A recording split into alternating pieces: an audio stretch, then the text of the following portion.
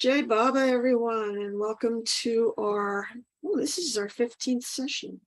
We only have tonight and 3 more to go till we finish up the series, but there will be more to come later on.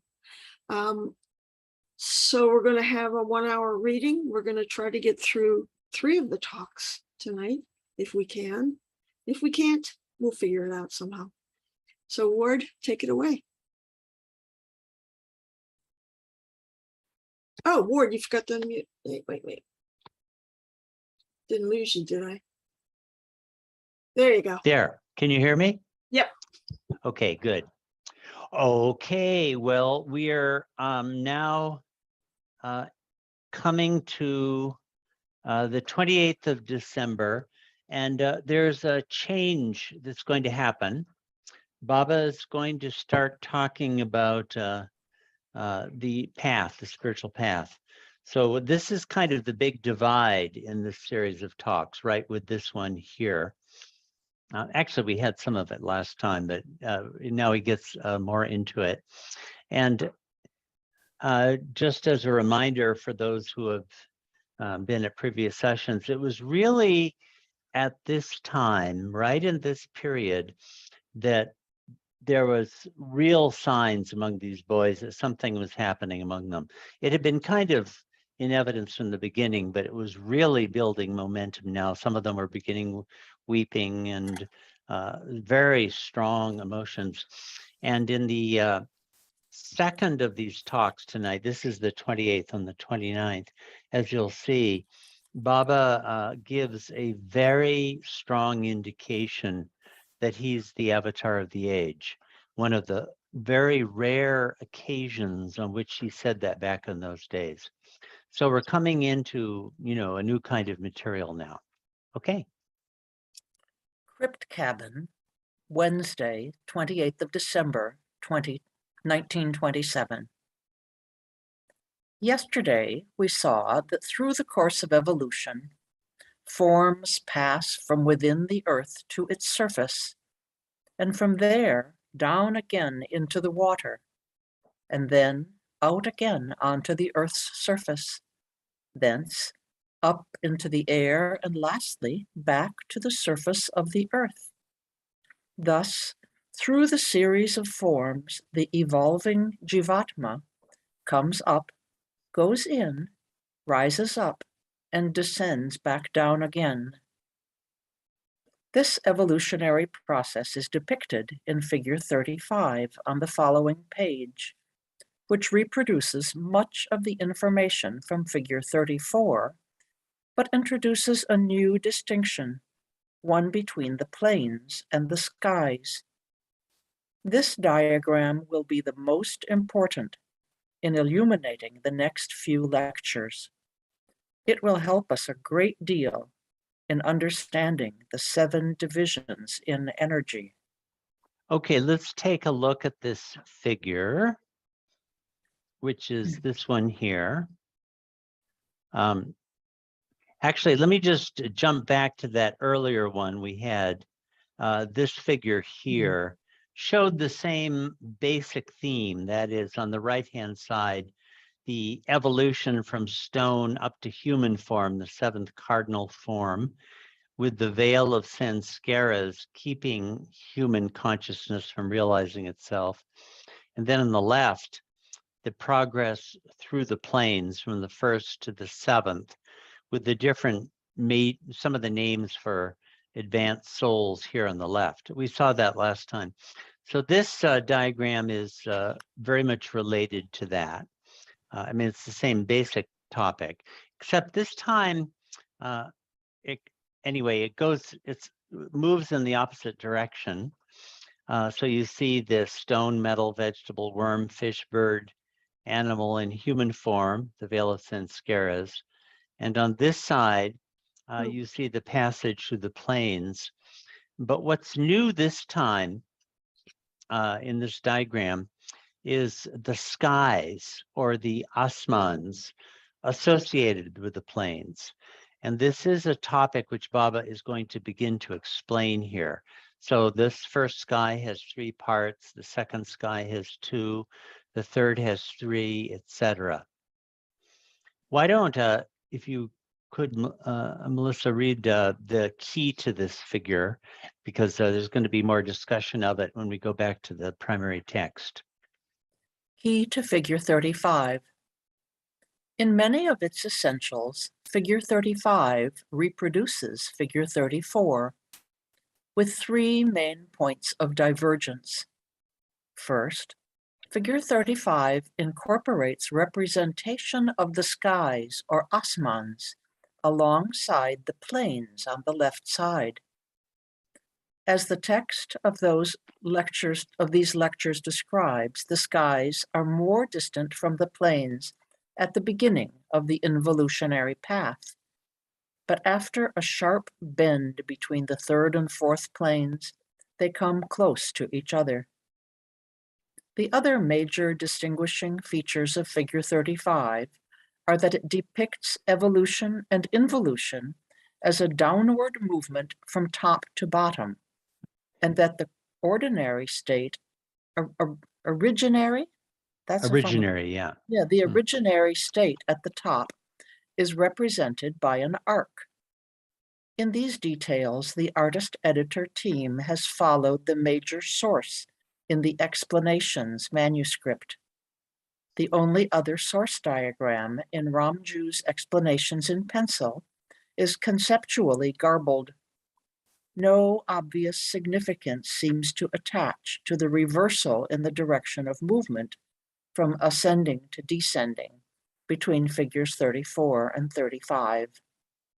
The arc at the top recalls early figures, such as figures 5 to 9, in which this shape represented God in his original state as the source of creation. Evolution, on the right, does seem to emanate from such an original God state, but the involutionary path through the plains and skies, on the left, would seem to take its start from the world of the human at the bottom right, and not from God beyond. For a far more detailed representation of the plains and skies, including additional information on the subsections of each sky, see figure 36. Let me jump to figure 36 for just a second so that this will be our roadmap. It's this one here. These are the planes and the different skies. We'll be getting to that soon. So the skies are a dominant topic now. Asmans is another word for them. Okay. And okay, so am I in this diagram? Yes, that's right. In this when you diagram, get to the note, it'd probably be good to read the footnote also, 2 sentences down. Okay, I shall. In this diagram, the 6 small circles arranged in a vertical line on the right side represent the major classes of form in evolution. The 6 circles in a parallel vertical line in the center mark the 6 planes of the spiritual path, while the 6 circles on the left-hand side, curving toward the center at the bottom, stand for the skies, or asmans. The words sky and asman are used interchangeably in this and the remaining lectures of this series. Though Baba had occasionally adverted to the asmans in infinite intelligence, he provided no clear description there. The best elucidation of the distinction between the skies and the plains is given in this lecture and those that follow. Another interesting and unique analysis of the relation between the asmans and the plains was given by Baba on the 20th of May, 1926, for which see Infinite Intelligence, page 599. Okay, Note that the first three skies are parallel in their descent to the first three planes, though they stand at a distance. At the fourth stage, the skies curve sharply and approach the planes more closely, to the point where, at the sixth stage, the plane and sky are almost immediately adjacent to each other. Okay, so here's that figure again. And you can see that the first three, the skies and the planes are at a distance, right? But between the third and the fourth plane, the path seems to pass through a sharp curve, whatever on earth that means. And that's represented here in this diagram. Okay, let's see. Okay, now we're down at the bottom side of this page. Now, what is the difference between the planes and the skies? We could compare a sky to a city and a plane to the railway station therein. The city of Ahmednagar, for example, is situated almost a mile from the Ahmednagar railway station. Since 1927, the city of Ahmednagar has exploded to encompass its railway station, which is located at the south end of the city in the direction of Mehrabad. But in the 1920s, the railway station stood apart from the city. Railway travelers would sometimes use tongas to transport between the two. For purposes of this analogy, compare Ahmednagar to the first sky and its railway station to the first plane. Then again, one can think of other cities that are closer and even closer still to their stations. In the case of Lonavala, the city and station are immediately next to each other. This is like the sixth plane. To return then to our evolutionary narrative, the Jivatma, who succeeds in arriving at the human form after advancing through the innumerable various forms in the series of evolution, then moves through the planes, Marg, if he has the good fortune of getting turned. If not, he has to trudge endlessly through the rounds of birth and death in human form, like the ox in the oil mill that we spoke of yesterday. But when at last the turning happens, he enters the path and reaches the first plane, which is the first station on the way to the goal. Now, bear in mind that the skies, or cities and villages, have absolutely no connection with God or the destination, but the stations, or planes, do. Only the stations or planes have this link. But from each of the planes, there are two off-ramps, two ways of proceeding further. One of them, the path of direct planes, Marg, takes the traveler on to the next station or plane, and thence onwards to the goal. The other diverts him to the city, from which he eventually needs to circle back and advance onward from the plane or station. One can always take the exit, in other words, from plane to sky, from station to city. Wise is that traveler who moves on directly from station to station without wasting time in the cities. But accomplishing this, holding fast to one's course and avoiding the diversions and sidetracks of the cities, is by no means easy. For the cities or skies are visible from their respective stations, and they glow and allure and beckon with signs promising wonderful sights and experiences. If one advancing through the plains, Marg, gets drawn into the city or village, as the case may be, he finds there so much to see and experience and enjoy, eating, drinking, indeed,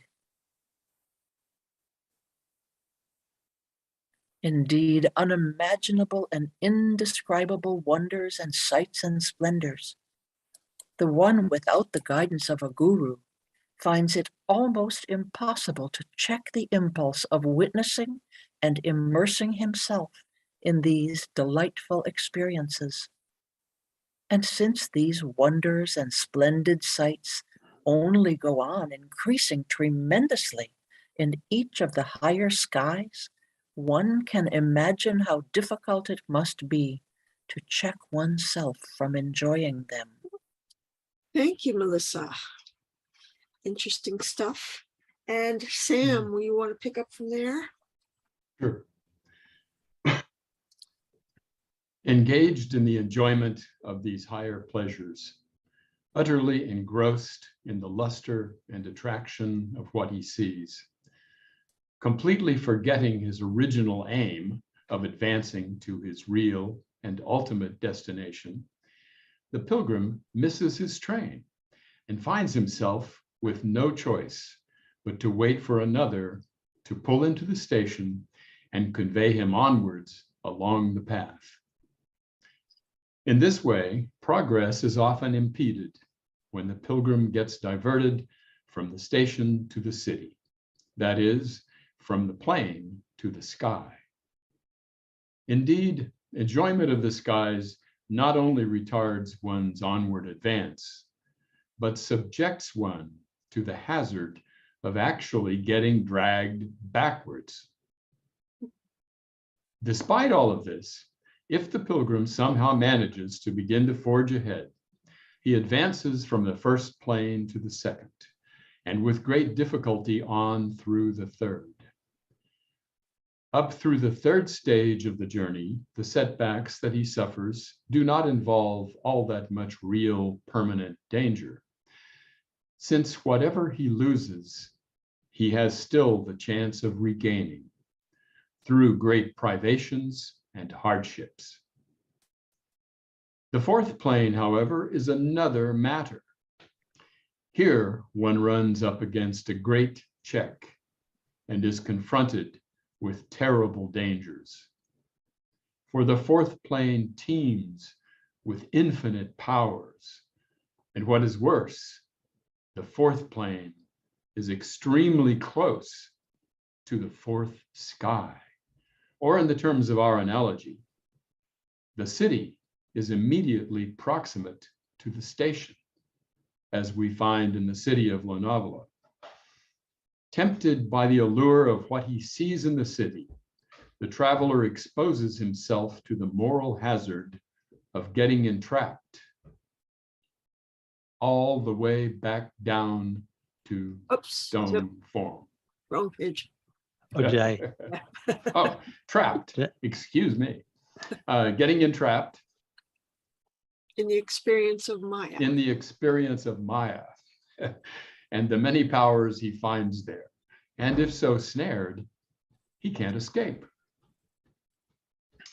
Take the analogy of a penniless man, a beggar who has 45 children dying of hunger. Wandering about with his young retinue, the beggar keeps ardently wishing that if somehow he could come up with just 10 rupees, he could then manage the food, the boarding of all his children, at least for one day. Now suppose that suddenly he happens upon an immense heap of wealth and treasure, a huge pyramid of rupees and other precious coins.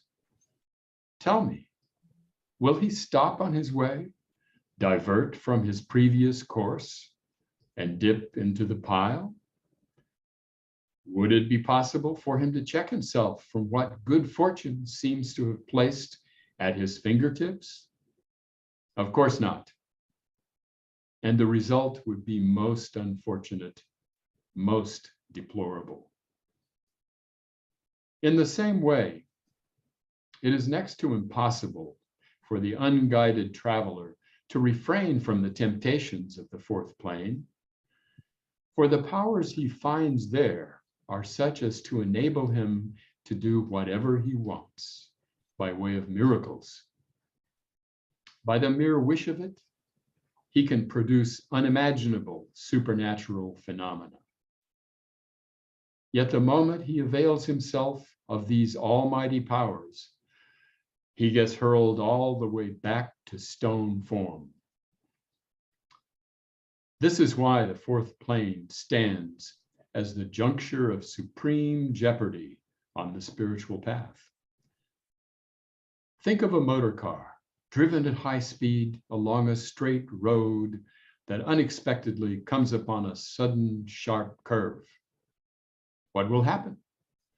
Naturally, the car will hurtle off the road, tumbling and flipping upside down and topsy-turvy, as we have seen, and as figure 35 shows. One meets with just such a curve at the fourth plane. Now, if one were to fall from the third plane, one could always make one's way back again to the third or second, and likewise for other lower stations on the path. Not so in the case of the fourth plane. From here, one plummets all the way back down to stone form. And why? Because of the tremendous forces involved. The gigantic setback is proportionate to the immensity of the powers of the Shaktis, which, when turned back upon themselves, hurl one back down to the most rudimentary stages of the journey. Shall I read the footnote? Yeah, let's see what this says. Meher Baba gave to his men Mandali a fuller account of how this happens in one of his so-called Tiffin lectures, 29th April 1926. The more you draw the string of a bow, the greater the force and velocity with which the arrow shoots out and flies through the air, and the farther it will go.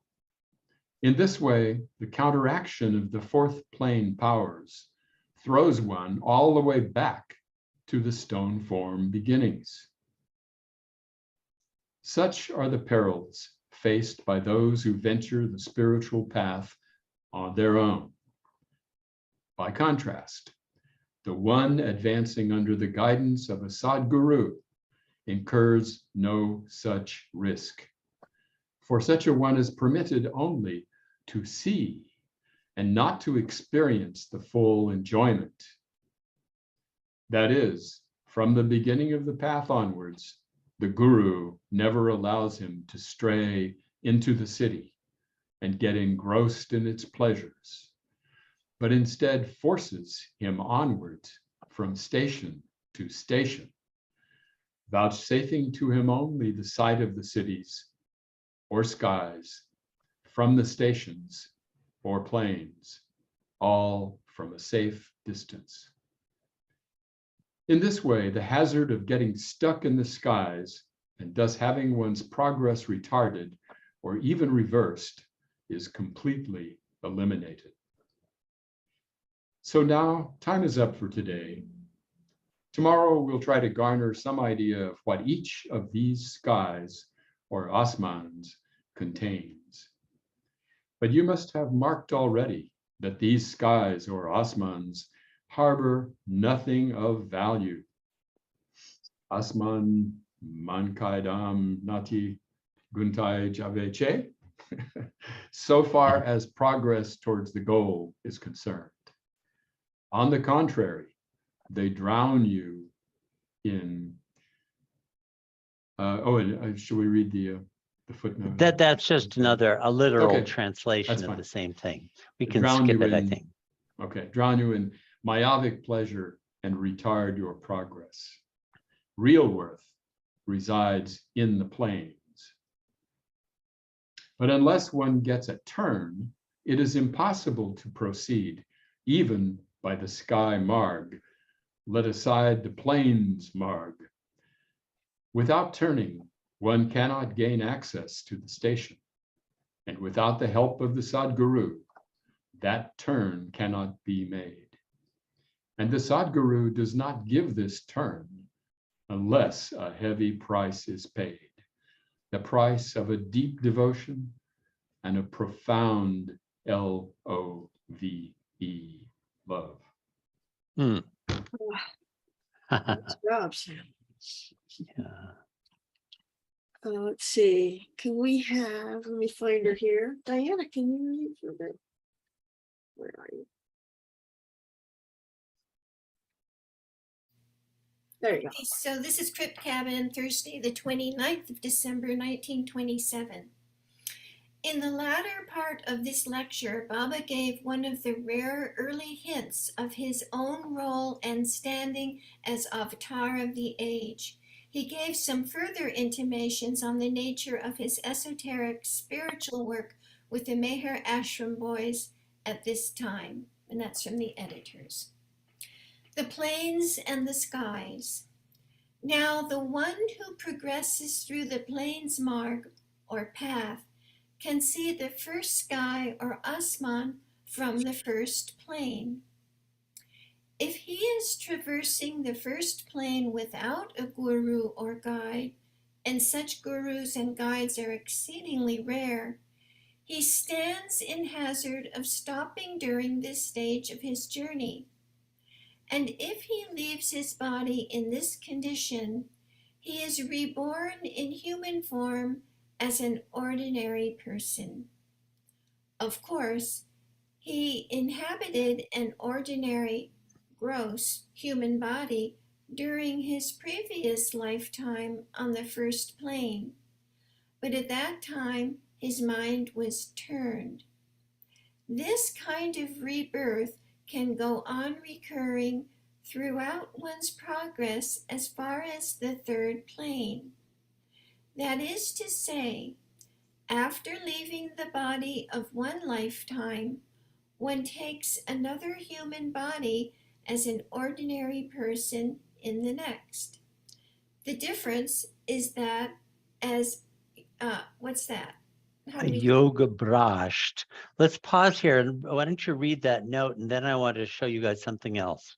Okay, Rogue Brashed here seems to designate a yogi who, simply because he was traveling without a master or got stuck on one of the plains or in one of the skies, has been compelled after dying and in the course of his next rebirth to return to gross plane consciousness and recapitulate progress from there.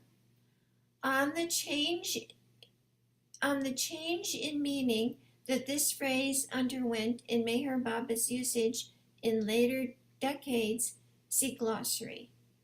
Okay, I'd just like to show you this feature of the book that you'll find. Let's see, where are we at here?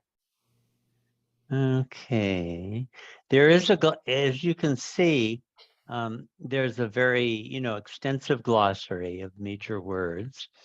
And one of its features is that in certain cases, this being one of them, right here, you'll get yoga brashed. In creation, its cause as a spiritual pilgrim on any of the first three planes who, because he was traveling without the guidance of a master, was compelled after death to fall back to gross consciousness and to recoup lost spiritual progress in his next lifetime. That's something I don't think we knew. Baba's explaining that if you're without a master, the first three planes, you have to make the trek over. But here's what I just wanted to show you. Here you see Yoga Brasht. This is a survey of the different uses which this term had. Its meaning shifted a bit over the decades in Baba. So this is one of the features you can find in the glossary. It's quite an interesting term for people who are interested in such things. I being one of those, of course. Let's see, where were we? Okay, yeah. So we are right down at the bottom here. Yeah, maybe you could start that sentence over and then we'll go on to the next page. Okay, but I'm going to need help at the end. Okay, of why that. don't I read this little bit until we get Okay. beyond the Gujarati. The Okay. difference is that as a Yog Brasht or fallen yogi, Yog Brasht Telo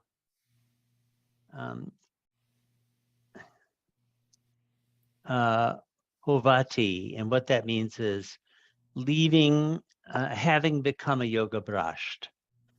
Okay, so one secures such rebirth that, back in the gross human form, one wins the opportunity once again to turn and recoup former progress up as far as he had achieved in his previous lifetime. Having left his previous body while in the state of third plane consciousness, for example, in his next birth, he proceeds gradually and step by step from the first plane to the second and from the second to the third, winning back his previous station. All of this pertains again to the case of those who travel without a guru or master. For those with a master, the story runs on very different lines, and we will be explaining shortly. Now, on the fourth plane, as you have been told repeatedly, if the pilgrim exercises his powers for the making of miracles, he tumbles all the way back to stone form after dropping that human body. While crossing the fourth plane, he finds himself under a tremendous inducement to wield these powers. For this reason, the fourth plane is a place of great danger on the path. But if good fortune prevails and he refrains from the use of his powers, after leaving his body, he takes birth once again in a human form directly on the fourth plane, without having to pass through the intermediate gradual stages of the first, second, and third planes. That is, he takes birth already endowed with the fourth plane experience. Now we come to the fifth plane. When a pilgrim on this plane leaves his body, he takes birth again directly with the fifth plane experience. But at this stage, he incurs no risk or danger of falling back. Please help. Bandho nahi ahi. It just means no problem here. Okay. Indeed, he is almost mukt, almost free. Of such a one, Kabir says, Okay. Asant bij palte nahi jo jug jaye anant. Jahan jai taha avtare ta he sant ka sant. And the This- literal meaning of that is, okay, you want to read that? yeah, literally, this Hindi couplet translates, the saint's seed does not change even if endless yugas pass. Wherever he goes, there he incarnates, but the saint is always a saint. Okay. And then here, the translation, the seed of the saint never changes, even if ages pass. For wherever he goes and wherever he takes birth, he always remains a saint. In short, on the fifth plane, the risk and danger of falling have been forever left behind. When a soul on the sixth plane sets aside his body, however, he enters into the seventh plane and never takes the human form again, having achieved the realization of God. On the sixth plane, even while retaining consciousness of the human form, He sees self, or God, although he is not yet one with it. Indeed, from the fifth plane upward, all are conscious of the presence of self. And the footnote reads, as God speaks explains, the fifth plane Wali is aware of the presence of God, even though the veil blocks sight. When one progresses to the sixth plane, the veil is lifted and one sees God face to face. Okay. The Maz, do you want me? Yeah, did you keep want- going. Yeah. Okay, the Majzub of the seventh plane is immediately conscious of self, but not of the world. It is all the same to him whether he wears a body or not. But those in the sixth plane remain conscious of the universe, and some get a chance of realization while still keeping the body and without having to drop it. But they don't take this opportunity and don't even like it. And why not?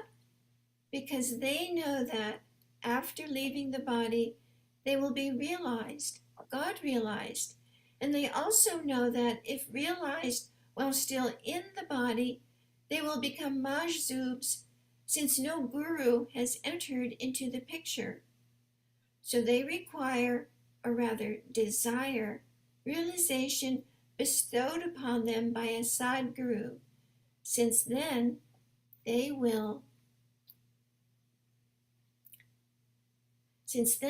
retain consciousness. Should I read that? Yeah. And this note, it's a bit unclear what consciousness means there. The original text leaves an ambiguity here. Do these peers of the sixth plane want the creation consciousness after realization that they would experience in the state of Bakabila? Or do they simply want the full experience of God's trio nature as power, knowledge, bliss, as opposed to the experience of bliss only that comes with mukti? Baba had not yet explained these subtle points.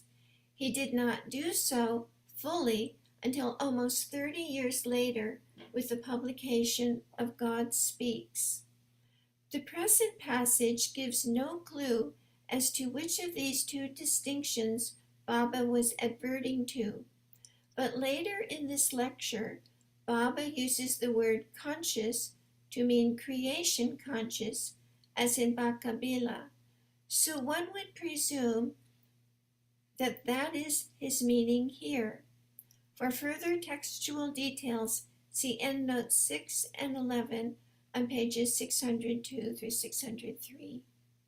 Okay. Are you okay to go on for a little more? Sure. Okay. I'm right after at the top. Yeah. You just two words in. Got it. These advanced souls on the sixth plane are called peers. They can see only the planes and not the skies or kingdoms of evolution. There is indeed a world of difference, like the difference between earth and sky.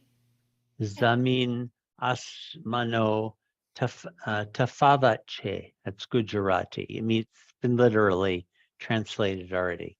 Okay, between the peers on the sixth plane and the Sadgurus of the seventh. By contrast, those in the circle of a Sadguru have no connection with this business of the planes and so forth. But what of circle members in the Sadguru's company, Sahavas, whom his grace turns? What of their case? Let's look into the matter. Those whom the Sadguru himself puts in the first plane, after they leave their body, take birth again in the same station, that is, in the first plane. But they advance at once onto the second plane, and thence onwards from the second to the third, and from the third to the fourth, etc. Their experience runs contrary to that of pilgrims traveling the plains without a guru, who have to make strenuous efforts to proceed gradually on the path and recapitulate former progress. A further advantage enjoyed by those who advance under the guidance of a guru is that they incur no risk of falling into snares. Mo jalma fasi padvani dasti nati. And the literal translation of that is, the difference is like earth and sky. But usually the Sadguru gives the experience of the fourth plane without the intermediate experience of the first, second, and third. And he does so all in one lifetime without the necessity of leaving the body, so that the one whom he is guiding should be spared the trouble and risk that he would otherwise have to endure. Then again, if he leaves the body while on the fourth plane, after rebirth, the pilgrim moves on to the fifth plane at once, has the experience of the sixth plane added to that, and proceeds directly to the seventh plane and the realization of God without leaving the body. That is, he accomplishes all this progress through the fifth and sixth and onto the seventh plane in one single lifetime. Some such souls, under the care of a Sadguru, are made into Majzubs immediately, but these individuals cannot come back to creation consciousness, for such return has been reserved for circle members only. But the Majzubs are the same as the circle members in their experience of realization. They differ only in respect to this matter of the return. But the process of their realization involves much less trouble, and the chief thing, after all, is to realize. So try all of you to proceed with the aid of one who is realized, so that you can avoid all danger and risk of a fall and reach the goal easily and quickly. Now there is one further point to be brought to your notice, and this point is most important. When the avataric period comes, the avatar, and the footnote reads, though Meher Baba did not actually declare himself to be the avatar of the age until 1954, in this part of the lecture he seems to be hinting at something of the kind. Baba had given no such indications in the dictations extending from early 1926 through August 1927, represented in Infinite Intelligence or Tiffin lectures. This present passage seems to record a significant adumbration on Baba's part. So, What does adumbration mean? What? A hinting or a foretelling. Okay. When the avataric period comes, the avatar can do all that a Sadguru does. He cultivates a circle and prepares it just like a Sadguru. But in addition, he does one special thing.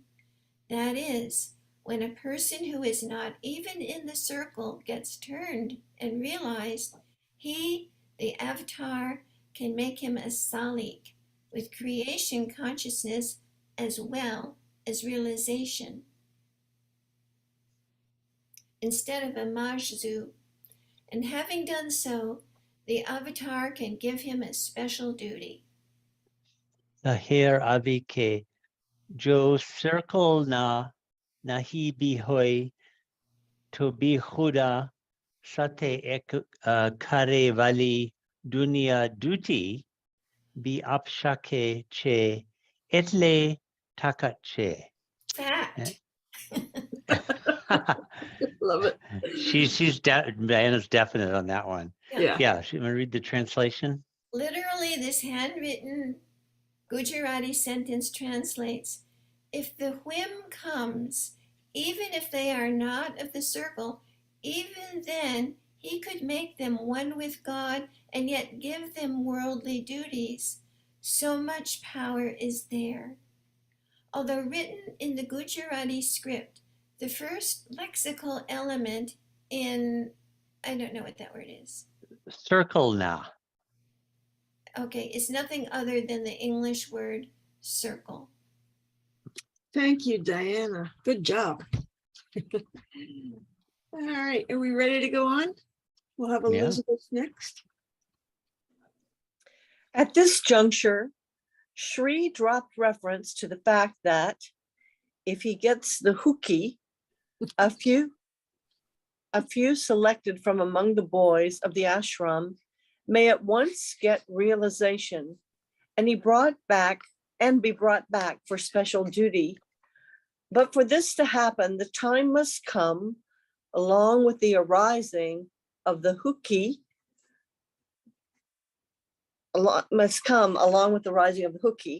Delving into this subject further, Shri cited the example of Shri Krishna, who brought down 17 extra persons after realization, all of them outside the circle. Indeed, one of them was a boy of only 11 years of age. Let me see, Shri concluded, who will get the apple? Pahu ata konak ya nasibat te ahi. Now we will see whose destiny it is. It all depends upon prem, love. So leave all of this, have done with explanations and the like, and do only one thing, create prem, and I will do my part, not for 17 only, but for many as I like. I have that power. Have no doubt about that. So create and increase LOVE. And what is the meaning of this prem? It means one thing only, thinking of Shri and nothing else. And if you do so, I have decided that among those whom I wish to bring down to consciousness again after realization, most will be boys. And so all this spread of illusion, I, Badha, Pasara, you will see it all. How many among the boys will become saints? Only just this morning I have told you this. The time is very near. And after bringing all of this to accomplishment, Shri will come out. The hooky must come. It is very difficult to bring this about. But once it comes, everything will be done automatically. To some, I will show God. Some, I will make one with God. And Shri continued for some time among, I need the top of the page. Oh, is it cut off? Okay. Yeah. And Shri continued for some time along these lines. Concluding on this topic, Shri then returned to the main theme of the day's lecture and took up once again the thread of his former explanation, conveying. Do you want to read that footnote 15? We can skip that. It's just a literal translation of that phrase. So, my dear boys, with respect to the case of the pilgrim on the first plane, such a one can read the minds of others, and if he wishes, sees things far off. Just think about this. There are some who, having advanced in the first plane and lacking the guidance of a guru, experience a great nod, strong attachment for reading the minds of others.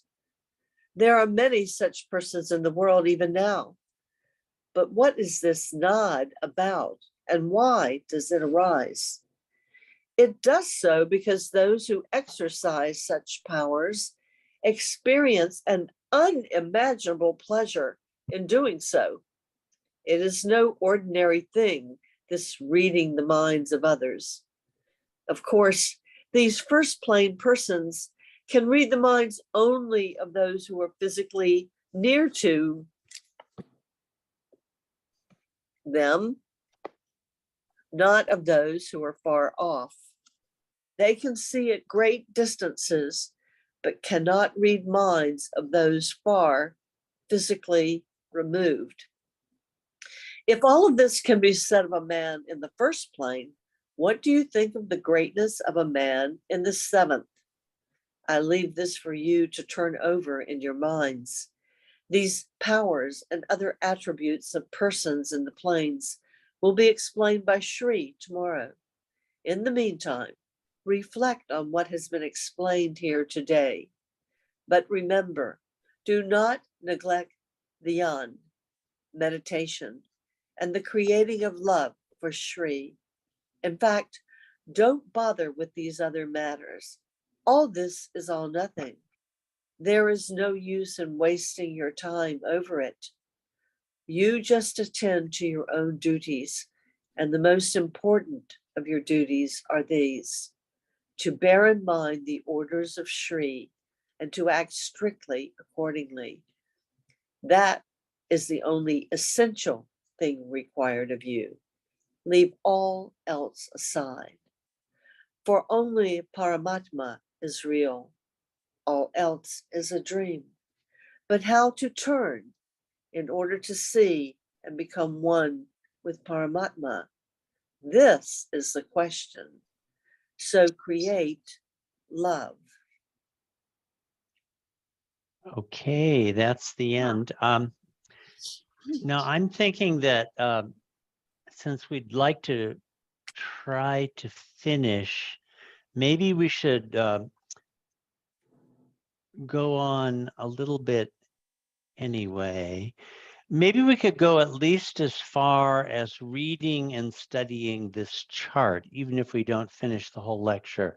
What do you think, Cassandra? Yeah, I think we should give it a try. Okay, let's see how far we can go. Let's see how far we can go before we all get elevated. Right. Wait, All right. Do you want me to continue? please. Okay. The plains and the skies. Before opening his lecture, Shri repeated what he had said yesterday, that he has sworn to make some 10 or 20 or 25 or 30 boys. I think this note we can skip also. It's about the word make. Okay. The boy's luck is so good in having come into such close proximity with the realized Sadguru. The great yogis, he continued, have been clamoring for years to see and become one with God. Some have been observing fasts for over a decade. Some have been hanging upside down for years together, yet God does not go to them. I do not go to them. There are yogis even now whose eyebrows reach down and extend even to their mouths. I can see all of them. But for all that they have undergone, still, they don't find me. Yet some among you boys will see me, as these yogis have not done. So love me. Turning to the topic of the day, Shri proceeded with a description of the skies or asmans. Okay, now this is going to be a kind of a roadmap for the next several lectures. Why don't we read these and then look at the chart that illustrates it? Are you okay to go on for a while, Elizabeth? Yes. Okay. The skies or asmans. The Persian names for the seven skies or asmans are as below. The first sky or asman is called the Alam-e-Waqtiya, the world of the moment. Maybe read this note too. This vocabulary, Persian from Arabic, is very resonant. Okay. This description of the seven skies and the names given to them do not correspond to any of the standard Sufi expositions discoverable in the research for this edition. For more on the Arabic-derived Urdu and Persian vocabulary in the indented list following, in parentheses, each phrase of which has been literally translated by the English phrase in parentheses, close parentheses, see glossary. Baba uses Sufi terminology in his descriptions of the fanas of the seven planes in his discourse, The Stages of the Path. Discourses, pages 132 to 34. But none of that vocabulary corresponds with the language of this present lecture. Balkachuri provides some of these same names and further information about the plains and skies in his extended essay, The Mischievous Chicken, especially the section entitled The 7 Lanes and 14 By-Lanes, pages 62 to 66, in The Nothing and the Everything, etc.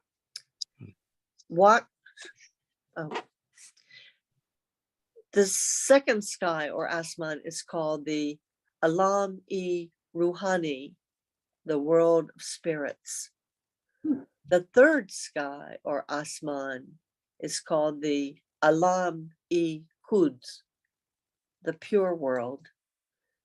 The fourth sky or Asman is called the Alam-e-Mafuz, the protected world. The fifth sky or Asman is called the Alam-e-Asrar, the world of secrets. The sixth sky or Asman is called the Alam-e-Janani, the world of the beloved. The seventh sky or Asman is called the Arsh-e-Mu Allah, the throne of Allah. Now the first sky or Asman has 3 divisions, A, B, and C, as depicted in figure 36 and described below. Okay, let's take a minute and look at this figure. The original figures, I'll show them to you. There are figures for the first 3 planes. They're very primitive. But Nadia and I came up with this chart, which summarizes a lot of what Baba will say over the next 4 lectures. So why don't we just go over it right now, because this is a very good roadmap. So down in the bottom left-hand corner here, outer world, that means the gross plane that most people are at, right? Do you see the little hand? Is that showing to you guys? Yes. Okay. So here we represent it this way, turning. You have to turn, as Baba has been saying, before you enter the spiritual path. Now, if you're traveling with a guru, you go directly to the first plane. Otherwise, and this is generally the case, without a guru, you wind up traveling through these skies or asmans, as Baba was saying in the lectures we've just read. So traveling without a guru, there are 3 subdivisions to the first asman or sky, the Alam-e-Waktiya, the world of the moment. These are very beautiful words and very resonant. There's a magnificent exposition on Waqt that I read by a great Sufi named Kushairi. It's really untranslatable. Anyway, in the first division, you see dreams in the awake state. In the second subdivision of the first sky, you see light of the light globe, and you hear the Anand Nad, the blissful sound. Remember the Nad he was just talking about in this previous lecture. In the third one, you see things from afar. On the first plane, reading of those nearby. Now, the second sky, the Alam-e-Ruhani, Ruh means spirit. It's one of the important words for spirit in Arabic and Persian. World of spirits. It has two subdivisions, Nark or hell, and Svarg or heaven. So people from the outer world, means gross conscious people, after death, experience hell or heaven here on the second plane. Their bad actions lead to the experience of hell, and their good actions lead to the experience of heaven. And this was to put into the figure the idea of these ramps. You remember how Baba said there are different ramps from each of the plane. You can take the ramp that leads you on to the higher planes, or you can take a ramp that leads you in a jaunt around the asmans or skies. That's what this is meant to represent.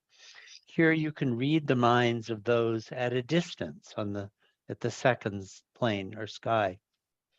In the third sky, the Alam-e-Quds, like some of these words, Quds is like one of the names of Allah in the 99 names of God. The pure world, Quds is purity. And this has three subdivisions. Indrapad, Indra, the king of the gods. Indrapads, that's a Hindu term, or Makam-e-Huri, the station of the Huris. Have you heard of the Huris? They're these beautiful angels on these planes. The second subdivision, the Makam-e-Qudsi, the station of purity. And the third is you have Antar Gyan. Antar means inner and Gyan means knowledge. Inner knowledge, or Kud Shanaz. Antar Gyan would be like a Hindu term, and Kud Shanaz would be an Islamic term. And here on the third plane, reading the minds of anyone, anywhere in the subtle and gross worlds up to the third plane. Now the fourth plane in sky, the sky is called the Alam-e-Mahfuz, the protected world. And you may recall in the last lecture, Baba said on the fourth plane, you go around a sharp curve. So that's been incorporated into the diagram here. Now you're on the Astan, or threshold, as Baba explained later between the subtle and mental spheres. This is the realm of siddhis. Siddhis are occult powers. And the fourth plane is the domain of Gupta Gyan. Gyan means knowledge, and Gupta means secret, thus secret knowledge. Reading, influencing, and controlling minds of others up to the third plane. Here's the fifth plane. By the way, this summarizes what we're going to be reading about over the next few lectures. The Alam-e-Asrar, the world of secrets. Sir is the singular form of the word secret. The realm of Marifat. Do you remember those four terms? Shariat, Tariqat, Marifat, and Hakikat. Marifat is the third of those. It means knowledge. This is the abode of the Arif. That's a designation Baba will give for someone on the fifth plane, one who knows. And here you experience Atma Gyan, self-knowledge, or Khuda Shanaz, knowing God. Khuda is God. In the sixth plane, beautiful word phrase, the Alam-e-Janani, the world, Alam is world, of the beloved. Here you have Sakshatkar. That's the experience of immediate presence of God. This is the abode of the seer, and here you see God everywhere. And this is the seventh plane, the Arshe Mu'ala, the throne of God. Here you have the experience of I am God. The great Vedantic phrase for this is Aham Brahmasmi, I am Brahman. And the Arabic phrase Anal Haq, I am the truth. I and me, this is the realm of I-ness, true I-ness. So this chart was meant to be helpful as kind of a roadmap in reading through these next few lectures. You want to go ahead and read some of this key? Let's see if Diana, are you able to read for a while?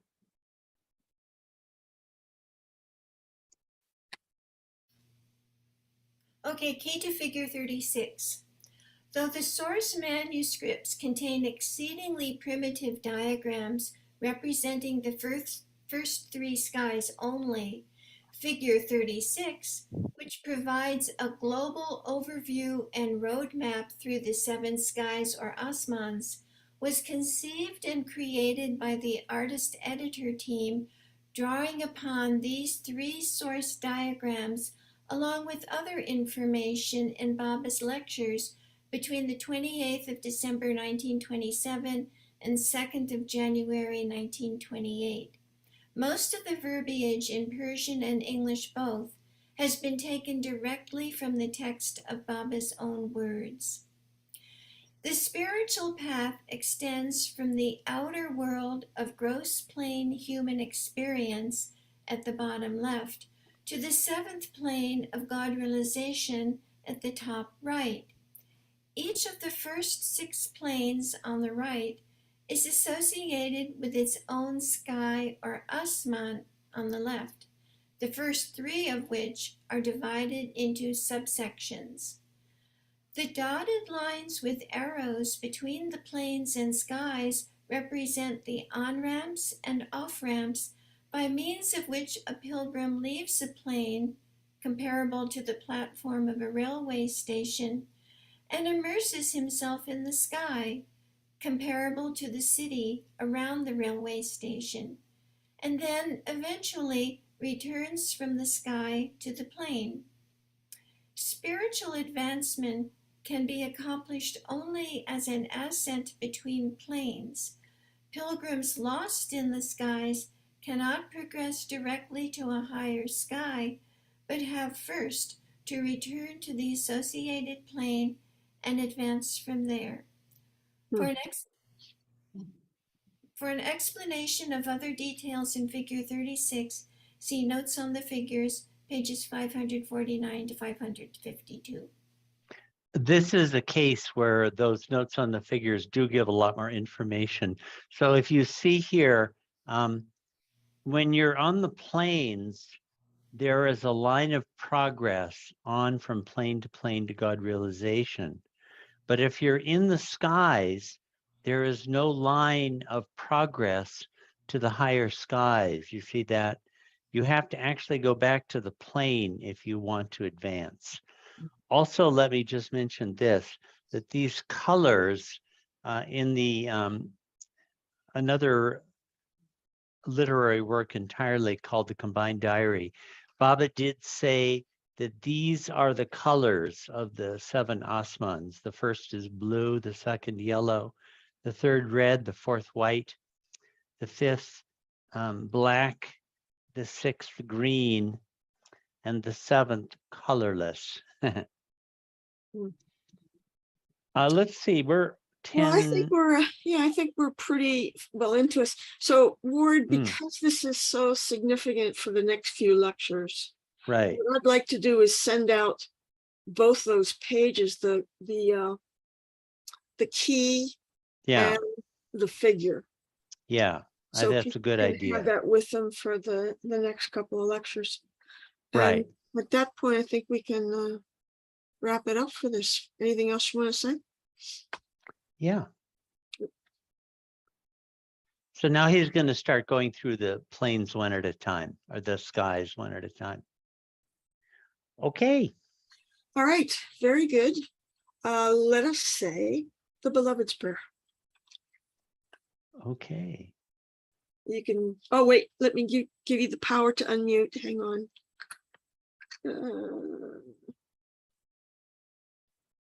There you go. So go ahead and unmute if you'd like to say the prayer with us. Okay.